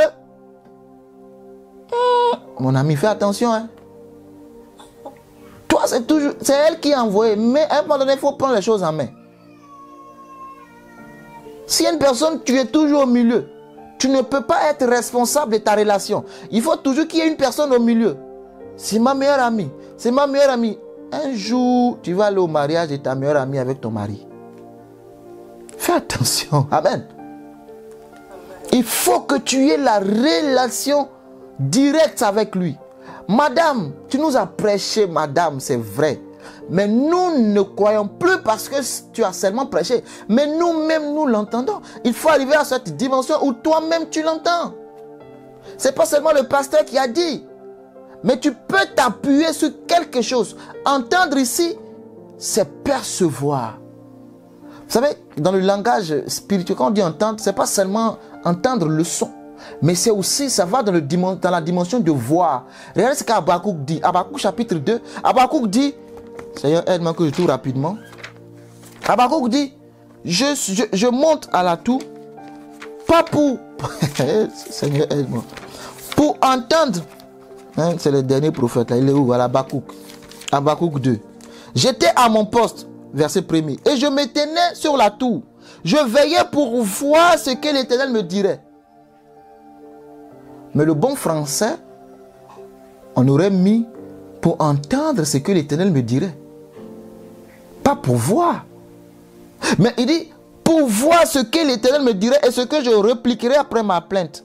L'Éternel m'adressa la parole et il dit, écris la prophétie grave là sur des tables afin qu'on la lise couramment. Car c'est une prophétie dont le temps est fixé. Elle marche vers son terme et elle ne mentira pas. Si elle tarde, attends là. Ce verset là, tous les chrétiens connaissent ça. Tous les chrétiens. Quand c'est chaud, c'est notre verset. Oui. Mais Habakkuk dit pour voir. Ce langage-là, dans le spirituel, ce n'est pas que les 5 sens. Mes yeux, mes oreilles, le toucher, le goûter. Non, ce n'est pas que ça. Le sentir. Selon la dimension, Habakkuk dit pour voir. Donc, pour entendre peut être pour voir peut être pour entendre. Donc, parce que j'ai vu Dieu moi-même. Quand tu vas venir me dire que Dieu n'est pas vivant, que Dieu c'est une histoire inventée, que Dieu ce n'est pas réel, que Dieu, ça c'est ce que tu vas dire. Mais ma foi me dit, je l'ai vu, je l'ai entendu. Et je ne peux pas te l'expliquer. Je prie juste que tu l'écoutes, que tu l'entendes, que tu le vois. C'est tout ce que je peux te dire. Amen. C'est tout ce que je peux te dire. Que Dieu te bénisse. Amen. Richement et abondamment. Entendre Dieu, c'est très important. On ne peut pas bâtir une relation sans communication. Une relation sans communication, elle est vouée à l'échec. Elle n'ira pas loin. Au départ, même quand tu fais une rencontre à distance, parlant d'une relation amoureuse, tu veux entendre la voix de ton amoureux. Chaque jour que tu te lèves là, tu veux entendre sa voix. Chérie, il ne m'a pas appelé là. Il est midi, il est 14h. Tu es au bureau même, tu prends ton téléphone chaque minute. Ah! Il n'a même pas envoyé SMS depuis là. Celui-là, il va m'entendre. Amen. Même quand tu es occupé, les prétextes, je le dis et je l'assume, je suis occupé sont des prétextes. Je suis occupé sont pour ceux qui veulent jouer avec ta vie. Ce n'est pas pour les personnes sérieuses. Une personne sérieuse, nous tous, on a 24 heures. Ceux qui dorment beaucoup comme moi, c'est 8 heures du temps. Amen, c'est pas ça? Amen. Toi, tu dors combien? Tu dors 12 heures, 13 heures. Ça veut dire que dans la journée, là, tu as 7 heures, 8 heures, j'ai 7 heures, 8 heures. Moi, je trouve du temps pour t'appeler, je trouve du temps pour t'écrire. Mais toi, tu ne trouves pas pour moi. Parce que tu as trop de dossiers à gérer. Il faut revoir tes sentiments. Hein. Ils ne sont pas encore à 100%. Alléluia. Il faut revoir tes sentiments. Il ne faut pas se laisser distraire. Quand tu sais qui tu es, où tu vas, on ne peut pas te distraire. Il ne faut pas laisser un homme te distraire, ne laisse pas une femme te distraire. Je n'ai pas eu le temps. Tu n'as pas eu le temps. Quand on aime, on trouve toujours du temps. On est tous soumis à 24 heures. Il n'y a personne qui a 30 heures. Ça commence 0-0 jusqu'à ça tourne 24. Nous tous. Toi, tu peux dormir la journée, moi je dors la nuit. Toi. Mais chacun organise son temps comme il peut. Amen. Et chacun met son temps là où il y a son trésor.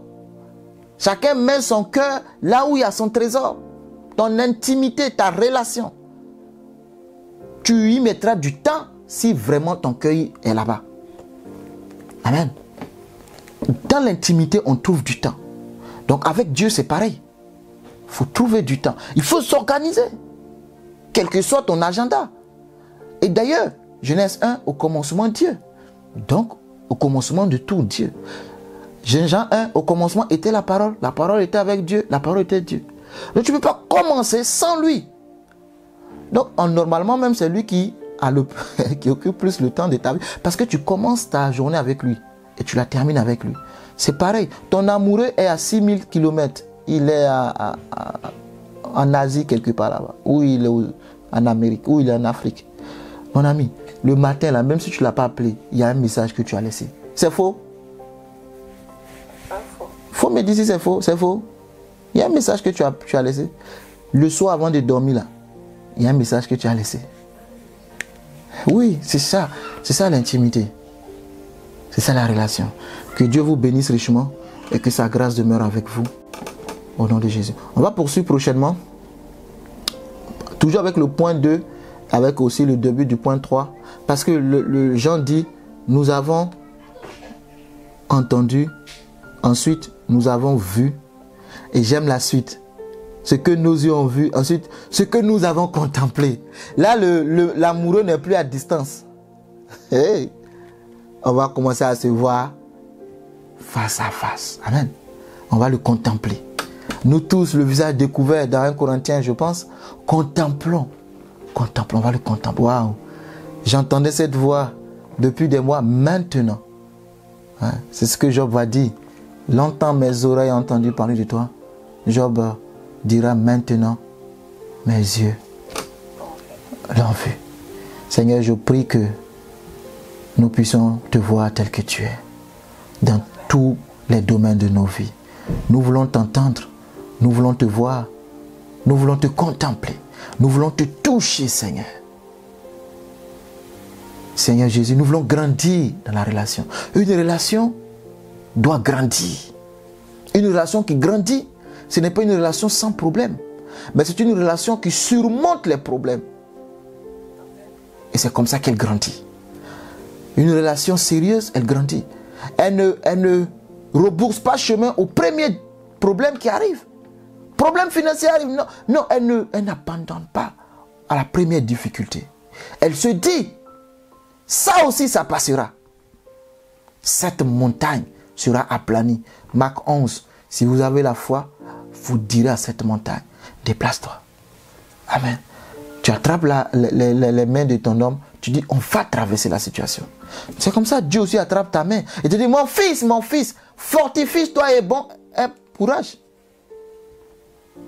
Parce que je suis avec toi, je ne t'abandonnerai pas. Dieu n'abandonne pas.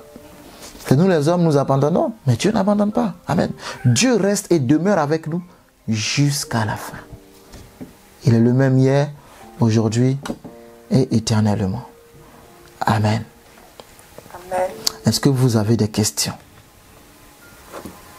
Ou bien est-ce que vous avez des sujets de prière? Poser une question. Oui. Parler de l'alliance. Oui, l'alliance.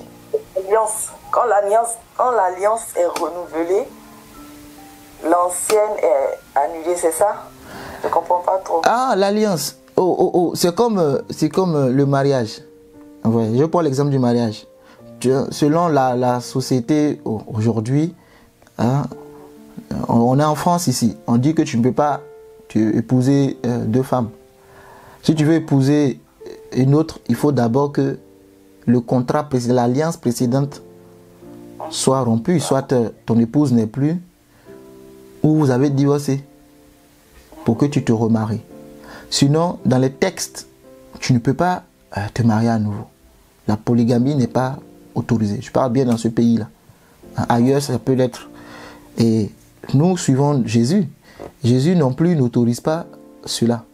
Même si ça fait couler beaucoup d'encre. Mais la Bible est claire. La Bible dit, au commencement, il n'en était pas ainsi. Quand ils sont venus poser la question à Jésus, est-ce que Moïse nous a permis le divorce? Jésus a dit, au commencement, il n'était pas ainsi. Le commencement, c'est Genèse 1, Genèse 2. Avant la chute, c'est la perfection. L'homme quittera son pays, sa mère s'attachera à sa femme. Bon, il y a beaucoup d'interprétations, mais chacun vit ce qu'il croit. Moi, je n'ai pas à convaincre qui que ce soit.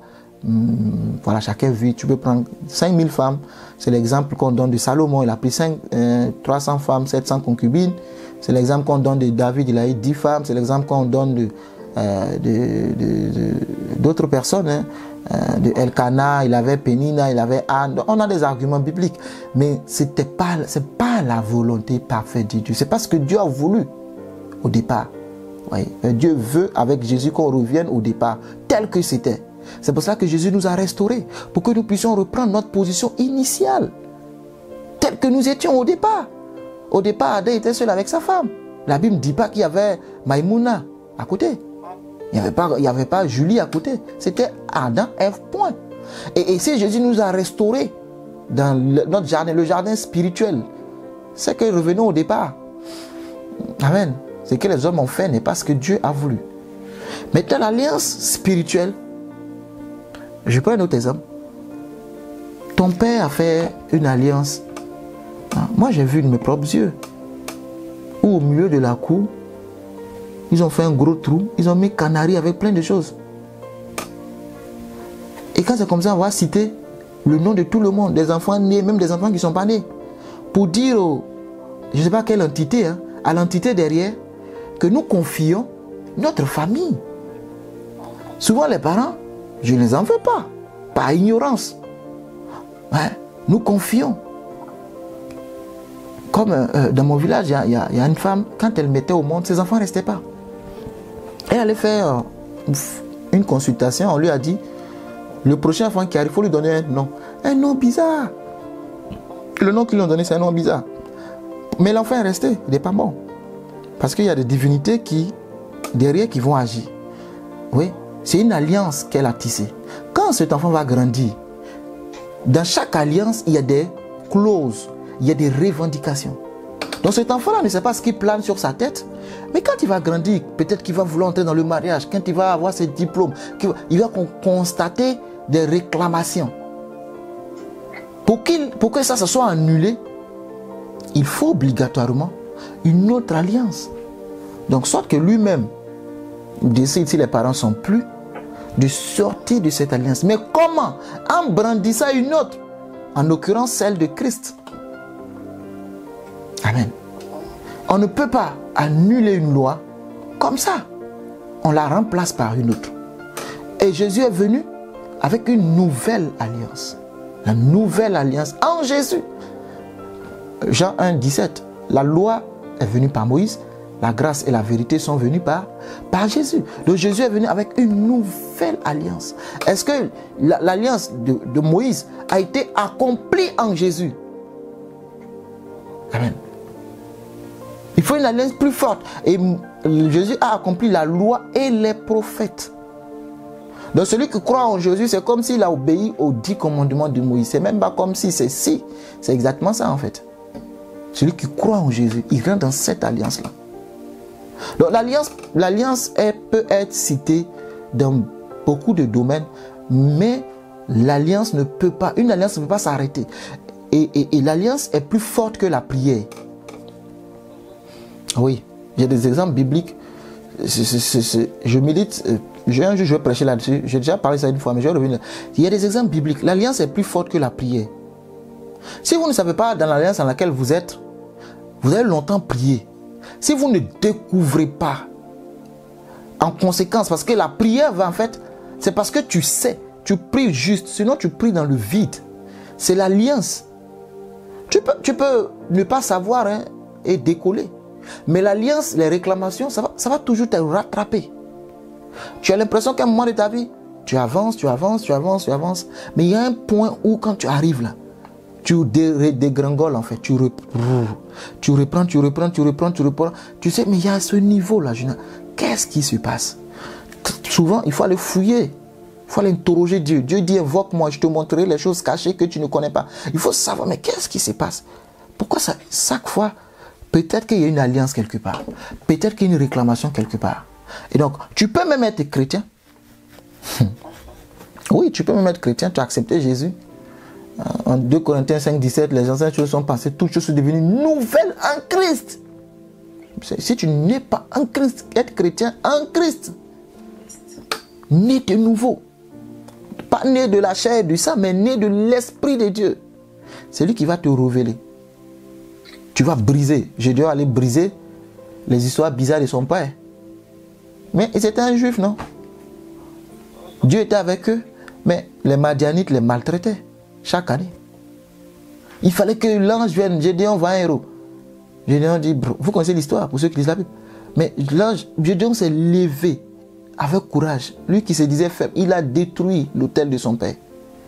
Et c'est en ce moment-là que Gédéon est rentré.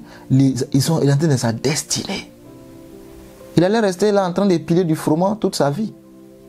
Il a fallu une visitation de Dieu. Donc il y a des alliances à tous les niveaux. Mais on ne peut pas. On ne peut pas rentrer dans une nouvelle alliance. On rentre dans une nouvelle alliance. Les autres alliances doivent être brisées. C'est obligatoire. Les alliances coloniales, en fait, si je prends du côté de la France-Afrique, on ne peut pas sortir sans de nouvelles alliances. Hein? Ça, c'est un peu politique. On va dire que la France a fait ça, la France a fait ça, la France a fait ça. C'est vrai, parce qu'il y a eu des traités, il y a eu des signés, il y a eu des accords, il y a des alliances qui datent depuis les années 60. Donc, pour que la France arrête ça, il faut que les nouveaux dirigeants se disent, bon, les gars, maintenant, là, on va s'asseoir, on va reparler des clauses. Oui, c'est ce qu'il faut faire. On va annuler tout ça. Ça, c'est nos prédécesseurs, là. Ça ne nous concerne plus, la génération. C'est ça qu'il faut faire. Et c'est ça l'alliance. Et l'alliance, quand je dis encore, l'alliance parle plus fort que ta prière. L'alliance crie.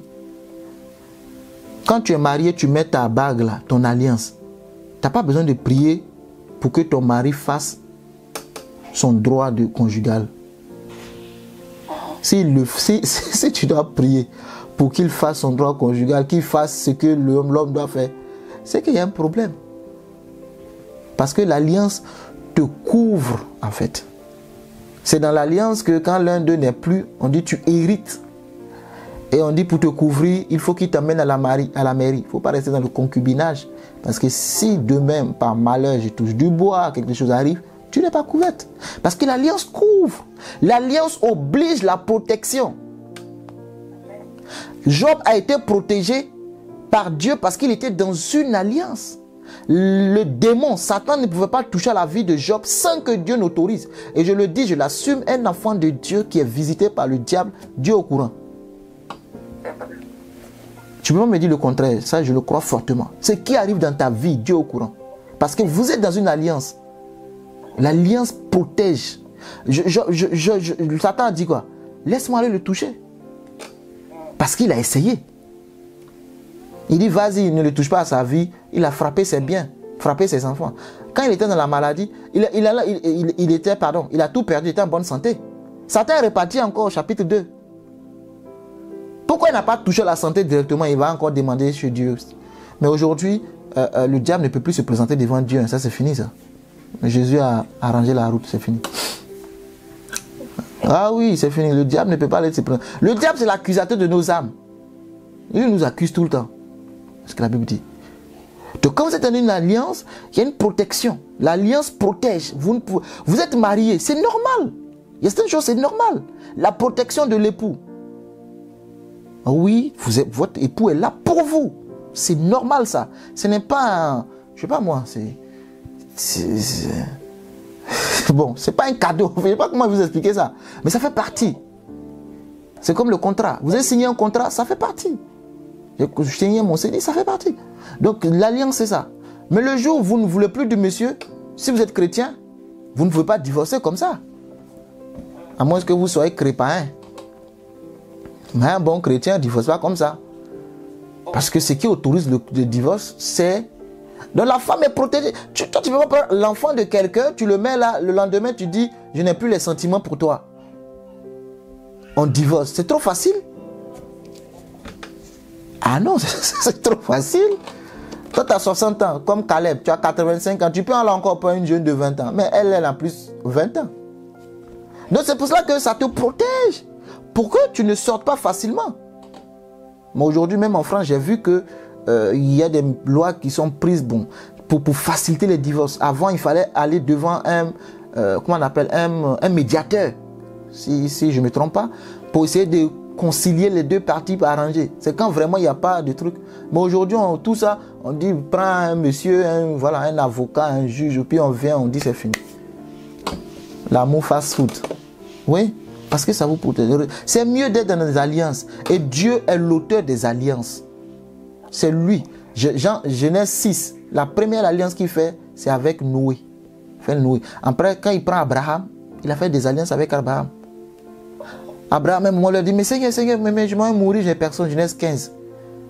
Je n'ai personne pour être mon héritier, si ce n'est mon serviteur Élisée. Dieu lui dit, non, écoute, c'est quelqu'un qui naîtra de toi. Mais Abraham dit, à quoi je vais reconnaître ça? Dieu dit, ok, on va faire alliance. Parce que l'alliance, c'est ça, ça scelle les choses. Prends Toutero, Génisse, Nanani, découple. Et il y a eu Dieu qui est passé, qui a créé l'alliance. Genèse 17. Abraham a fait des bêtises avec Agar. Enfin, il fait des bêtises. Bon, c'est pas le mot juste. En tout cas, il a fait ce que Dieu n'a pas aimé. Il a péché. C'est un péché. Il faut avoir le courage, je le dis. Il est parti avec Agar. Même si c'est sa femme qui a donné. Mais en Genèse 17, quand Dieu vient, il dit à Abraham, verset 1, je l'Éternel, le Dieu Tout-Puissant, marche de ma face, sois intègre. Parce que dans l'alliance, il y a la notion de l'intégrité. Et la fidélité, l'intégrité, l'obéissance. Et Abraham, verset 3, tomba face contre terre. Pour dire, je me répands de mon acte. Et vous lisez la suite, il dit, je vais faire alliance. Je ne lis pas les textes, j'ai fini. Je vais faire alliance avec vous, avec toi, et avec ta descendance. Je me pose la question des gens qui ne sont pas encore nés. Donc si tes parents ont fait des choses dans le monde spirituel, ne pense pas que ça ne te concerne pas. Même si tu n'es pas né. C'est un peu comme celui qui se naturalise. Tu t'es naturalisé. Là. Écoute, tes enfants qui ne sont pas nés, là, quand ils naîtront, là, ils ont ta nationalité, n'est-ce pas? Ah ben est-ce qu'ils étaient nés? Mais c'est aussi valable dans le spirituel. Hein. Tout ce que tu fais de spirituel, la Bible dit, la malédiction va jusqu'à la 4e génération. Mais la bénédiction va jusqu'à la 1000e génération. Donc l'alliance est importante. Si le peuple d'Israël a été libéré de l'Égypte, ce n'est pas parce que c'est des bons prieurs et des bons jeûneurs. C'est parce que Dieu s'est souvenu de son alliance qu'il a faite avec Abraham. Quand tu vas aller tromper ta femme, tu te souviens que il y a une alliance. Tu dis, hey, Seigneur, je suis déjà attaché. Mais moi, je prêcherai un jour en long et en large sur ça. J'ai déjà parlé de ça. Hier, je militais un peu même là-dessus. Quand je vais terminer mon texte que je fais là, on en parlera un jour. de l'alliance. Mais c'est très important. Il faut être dans l'alliance. L'alliance va te garder. Même financièrement, il y a des gens qui font des alliances. Fais. Je l'ai appris d'un homme de Dieu. Alliance financière avec Dieu. Tu tapes pas poteau.